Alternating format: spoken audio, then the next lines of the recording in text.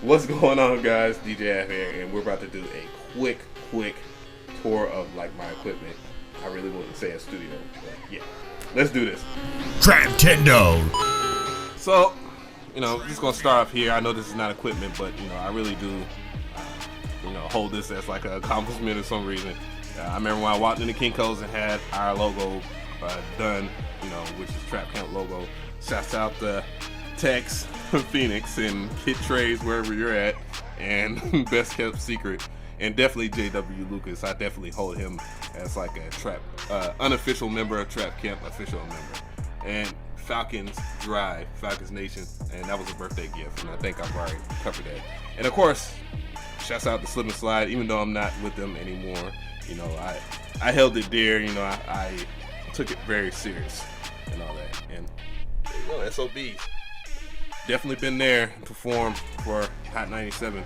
But yeah, so yeah, the hats and stuff like that irrelevant. The tripod here, this tripod I usually use, I replaced that, and I'll get into that a little later. And this is my PT-01 Scratch sitting off in the corner here because I have new turntables, so I use this when I go out, of course, when I go vinyl hunting, crate digging, and all that stuff. So with that, let me get on my knee and catch a glimpse. And I have all of my wireage right here. I keep my wires organized, and I highly recommend that if you're DJ, producer, or whatever, just keep your stuff real organized so you can find it, grab it, then zip tie it back up when you're not using it and stuff like that. I got my traveling bag over here. Let me move that out of the way. So, I just have all my stuff organized and just keeping it organized and stuff. Of course, I always point out this guitar. I don't use it, once again, for those who don't know. I do play guitar, but, this guitar right here, it falls out of tune real fast. And you can see it's way out of tune. I haven't played it in 6 months. I tuned it 6 months ago, and it just it falls out of tune way faster than 6 months.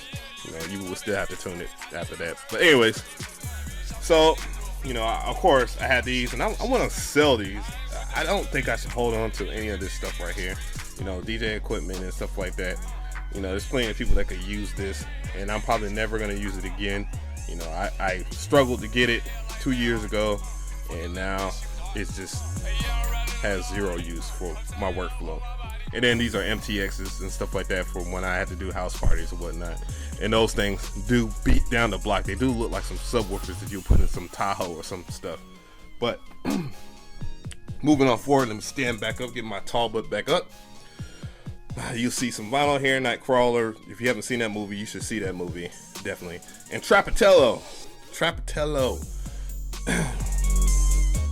Yeah, so these turntables right here, I had one and I just end up getting a pair. These are some Epsilon DJT 1300 turntables. Whoa, I was about to say laptop. But anyways, and I got the mixer to go, and I'm gonna do a full review on this, so I'm just gonna keep it moving. I did get another webcam here, and this webcam is very significant. Of course, it's like the C930E by Logitech. Very good camera, man. A very good camera. And with matching with the GoPro, because I started getting jealous of people shooting great videos. Shout out to Swift Styles, by the way, for setting the bar for like quality videos. You should check out his channel if you haven't, even if you're a producer. He's dope at that too. So this is my Odyssey case, and that's where I keep my vinyl. I'm gonna separate my 7 inches from my 12s because I think that should be just do it, right? Just do it, just like the shoe, right? So yeah, we covered those. Got the sauce on there. I love these slip mats, by the way. That it could be offensive to people, but I apologize if it is. Anyway, so I have the ElectraX sampler here, and I'm trying not to laugh because boy, I love it and hate it. Funny thing enough, I think the sampler part of it is the is the crappiest part of it. And that's the reason why they put this out versus their original one that they put out in 2015, which makes no sense. I've talked about it too many times to even say, and I got another camera here for when I start doing this instructive videos. And then the OP1, which, you know, pretty much complements it because of the things that it doesn't do, like sampling. Great, this does great. It has great stuff about it. Price, everybody complains about the price of it, but you know, that's the part of production that you have to realize. You have to pay the cost to be the boss. So pay the cost, then you're the boss. But so moving on from that, and then I have the Mother 32, which I haven't used in a while, and it's because I don't have a Beatstep Pro yet, and I know it has a sequencer on there. Yeah, but I want a Beatstep Pro. And this, speaking of sequencers, is the Core SQ1, which is good. It's good for random stuff, but it's quite difficult for many reasons that it uses the knobs and stuff like that. But again, price range and all that, only $100. So yeah, why not, right? And then the Core Voca series, very good. Voca FM, I'm gonna do a review on that. So anything I haven't done a review on, I'm gonna cover that. My speakers of choice in terms of my studio monitors, the KRK Rocket 5s. I always thought they were solid, and they're probably the most solid. And we'll talk about that in another video about studio monitors, because a lot of people have been asking about that, and there are specifics about it. And they're cheap too. For the pair, I think it's like $200. And this is my audio interface / mixing console, and this is the Korg. Whoa, I was about to say Korg. The Soundcraft Signature 10. Very good. It's 10 track, but you know, 1, 2, 3, 4, 5, 6, 7. Really 7, but anyways, done a review on that. I'm about to do another one and talk about audio interfaces. My laptop, Asus, all day, every day. And then my Korg Tactile, great keyboard. Great keyboard. Tactile 25. They have a 49 version, but obviously for space reasons is the reason why I don't have that. But yeah, this has a lot of features on it, from chord progressions to to a chaos pad to let me see if I can actually get in there, to mixer knobs, and it hooks up to almost every DAW flawlessly. Yeah, so that's another reason why it should be bought. Move this controller out the way, and then I got a little sticker mess over here. But Akai MPD 232, definitely dope. I've done a review on it. It's on the channel somewhere. But yeah, it's very good. Still thinking about getting the MPC Touch because they're like $400 to $500. I mean, you know, they have that and then the full functionality of like your MPC Essentials and all that, and not have to look at the computer screen. Dope, you know, even though they have the MPC Live coming out soon. Funny enough, you know, I have a Arturia key step down here, not getting any use, but it is real good. You know, it was to replace this, but you know, the bad that I had about this, I actually ended up learning how to work it properly, and now I don't have that issue. Down here, mess, just boxes and stuff. I know, but you know, hiding a Christmas gift, and then I have my joystick here, which is dope. I can't think of the Quamba Q4 something. Q4 RAF. Yeah, dope.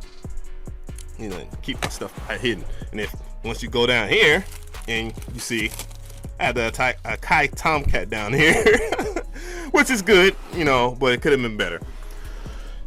My Make Noise Zero Coast. I have this out the way because I don't want dust on it. I love this thing. I actually love it more than in the Mother 32 over here. But they're both good, but they're both kind of different. But I favor the Make Noise Zero Coast over that. So let me get back up and think that. Oh well, my rack. Sound like I'm dying, but okay. The rack here, really dope. On top here, pop figures, Mario, Captain America, and Link. I think I might have said Zelda in the other video, but so yeah, you know, I love these stuff and figurines and stuff like that. My girl knows I love that, wife, and yeah. Hopefully I won't get too many of those for Christmas. Anyways, the Korg MS2000 rack, which came out in 2000, was a gift. Got it back in 2000 because the person did not know how to work it. When I got it working and stuff, he tried to Indian give it back, and no, I told him no. So boss move there. Shouts out to JW Lucas for getting me this, which is the Korg Triton rack. And well, Trinity rack, but Triton rack nonetheless. It's the Triton basically without the sequencer and all that stuff and the keyboard and all that, and it is very good. Probably the best thing you can get if you're gonna go this route in music production. And then I had the classic of everybody, the Roland Super JV 64 voice synthesizer module JV 1080 with all 4 expansions used. And then I had the Alesis 3630 down there, which I can't use anyways. Not with my audio interface now, at least. So moving on here, of course, more organization stuff. And you know, I have my pocket operators here, which don't get much use, but I'm supposed to do a video for that. And yeah, wires, you know, modular wires, and then other small tidbits and stuff. And then a pair of Audio Technicas. They're not the really good ones. They're just standard. Oh, that tall people syndrome. But yeah, it's just standard stuff. You know, they're good for just doing stuff like over here. You know, and of course my TV, Trappatello with a scissor hat on, and more Falcon stuff, and go Hawks. Even though the Hawks started off good this year and then ended up being crappy. But yeah, that's basically about it, guys. Not much. You know, I know a lot of people ask me about doing these videos, and you know, and I see people do them all the time. So I just want to share with you guys, and thank you guys so much. And we are out of here. Trap Tendo.